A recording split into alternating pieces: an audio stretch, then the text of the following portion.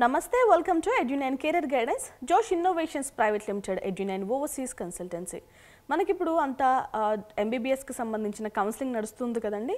So మీలో ఎవరికైనా MBBS admissions కావాలి అన్నా లేదంటే కౌన్సిలింగ్ లో హెల్ప్ కావాలి అన్నా మీరు ఖచ్చితంగా ఎడ్యునైన్ కెరీర్ గైడెన్స్ ని అయితే సంప్రదించండి. ఎందుకంటే తెలంగాణ రాష్ట్రంలో ఇంకా ఫస్ట్ ఫేజ్ కౌన్సిలింగ్ కూడా కంప్లీట్ కాలేదు. చాలా మంది భయపడుతున్నారు, అయ్యో మాకు సీట్ వస్తుందా రాదా, లేట్ అయిపోయింది, మేము రీచ్ అవుతామా లేదా అని. సో అలాంటి హెసిటేషన్స్ ఏం అక్కర్లేదు. తెలంగాణ ఏదైతే అథారిటీ బాడీ ఉందో Kaloji Narayanarao university of health sciences వాళ్ళు కంపల్సరీ ప్రాసెస్ అంతా ఇన్ టైంలో కంప్లీట్ చేస్తారు. 22 సెప్టెంబర్ నుంచి మీ క్లాసెస్ స్టార్ట్ అవుతాయి. నవంబర్ 5th వరకు మనకి మొత్తం కౌన్సిలింగ్ ప్రాసెస్ అనేది కంప్లీట్ అయిపోతుంది. ఓకేనా, స్టే రౌండ్ వరకు. ఓకే, మీరు ఎలాంటి హెసిటేషన్స్ అవసరం లేదు. ఎలాంటి డౌట్స్ ఉన్నా చాలామంది ఏంటంటే కామెంట్స్ చేస్తున్నారు. కామెంట్స్ కాదండి, డైరెక్ట్గా మీరు మన టీమ్ని అప్రోచ్ అవ్వండి. ఓకేనా, ఎందుకంటే ఇంత హెక్టిక్ టైంలో మీకు సీట్ వస్తుందా రాదా ఇలాంటివన్నీ కూడా కామెంట్స్లో ఆన్సర్ చేయడం కాస్త కష్టమవుతుంది. కాబట్టి ఖచ్చితంగా మీరు డిస్ప్లే అవుతున్న నెంబర్స్కి కాల్ చేసి మన వాళ్ళతో కనెక్ట్ అవ్వండి. ఓకేనా, ఈ నోటిఫికేషన్ ఏంటంటే doctor NTR university of health sciences నుంచి రిలీజ్ అయిందండి. నీట్ పీజీ 2024లో ఎవరైతే క్వాలిఫై అవుతారో, ఎగ్జామ్ క్వాలిఫై కౌన్సిలింగ్లో పార్టిసిపేట్ చేస్తారో అలాంటి విద్యార్థుల కోసం. సో వీళ్ళందరూ ఏంటంటే మనకి 2 స్పెషల్ వేకెన్సీస్ రౌండ్స్ అయితే జరుగుతాయి. అంటే స్ట్రే వేకెన్సీ రౌండ్ ఒకటి అండ్ ఇంకొకటి ఏంటంటే స్పెషల్ స్ట్రే వేకెన్సీ రౌండ్. ఇక్కడ ఏం జరిగిందంటే స్ట్రే వేకెన్సీ రౌండ్లో చాలామంది సీట్ వచ్చింది వాళ్ళకి, కానీ వాళ్ళు రిపోర్ట్ చేయడంలో ఫెయిల్ అయ్యారు. మీకు స్ట్రే వేకెన్సీ రౌండ్ అంటే మొత్తం అన్ని రౌండ్స్ అయిపోయిన తర్వాత మిగిలిపోయిన సీట్లకి కండక్ట్ చేసే వేకెన్సీ కౌన్సిలింగ్ ప్రాసెస్ అది. ఇక్కడ ఏంటంటే మీకు అలొకేట్ చేసిన సీట్ అనేది మీ పేరు పైనే ఫ్రీజ్ అయిపోద్ది. తర్వాత ఇంకెవరికి అలొకేట్ చేయడానికి అవకాశం ఉండదు. కాబట్టి సో ఆ సీట్ మీరు కంపల్సరీ జాయిన్ అవ్వాలి, ఆబ్లిగేషన్ ఉంటుంది కాలేజీ వాళ్ళకి కూడా. మీరు జాయిన్ అవ్వకపోతే కనుక కాలేజీ వాళ్ళకి ఆ సీట్ వేస్ట్ అయిపోతుంది కదా.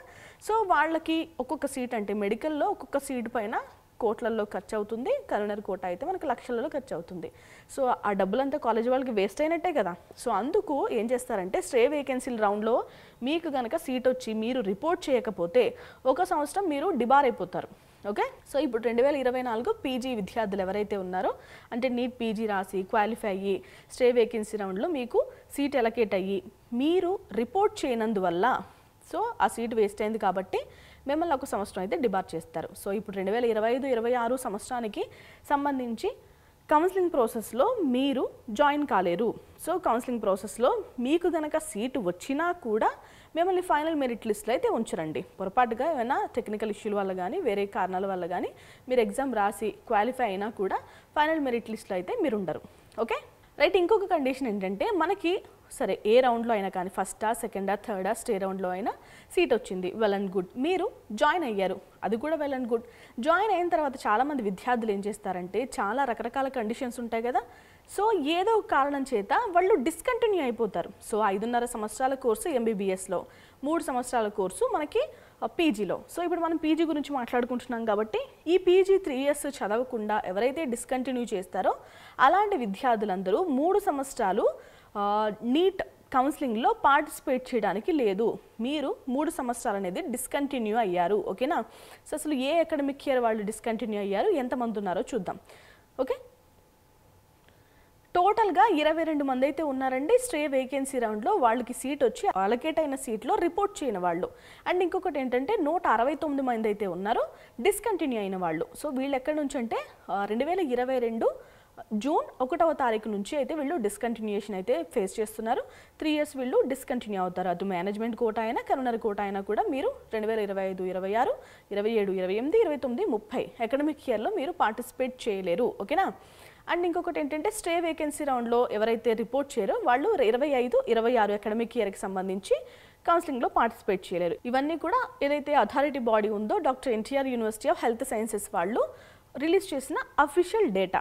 ఓకేనా, ఇందులో ఉన్న డేటాలో ఉన్న వాళ్ళు విద్యార్థులు ఎవరు కూడా కౌన్సిలింగ్లో పార్టిసిపేట్ చేయలేరండి. ఇఫ్ ఇన్ కేస్ మీరు కౌన్సిలింగ్లో పార్టిసిపేట్ చేసిన ఆ సీటు మీకు అసలు మీరు ఫస్ట్ ఫైనల్ మెరిట్ లిస్ట్లో ఉండరు.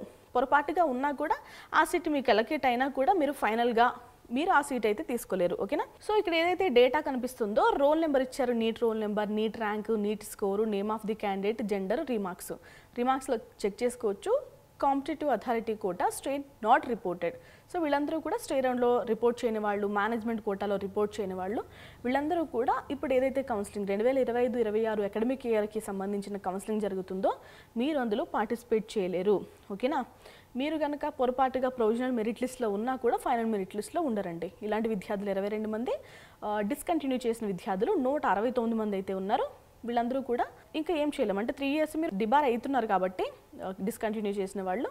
సో మీరు అసలు ఎందుకు అలా చేశారో మీకే తెలియాలి రీజన్స్. సరే, చాలా రకరకాల రీజన్స్ ఉంటాయి, అందరి కండిషన్స్ ఒకేలా ఉండదు కాబట్టి సో యాక్సెప్ట్ చేయాలి, తప్పదు.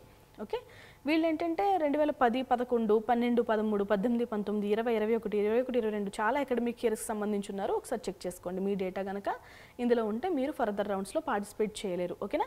If in case me time waste చేసుకుని పార్టిసిపేట్ చేసిన ఫైనల్ మెరిట్ లిస్ట్లో అయితే మీరు ఉండరు. ఓకే, ఇది వాళ్ళ వీడియో అండి. మీకు అడ్మిషన్స్కి సంబంధించి ఎలాంటి డౌట్స్ ఉన్నా కానీ మీరు 89 కెరీర్ గైడెన్స్ని అయితే సంప్రదించండి. Thanks for watching.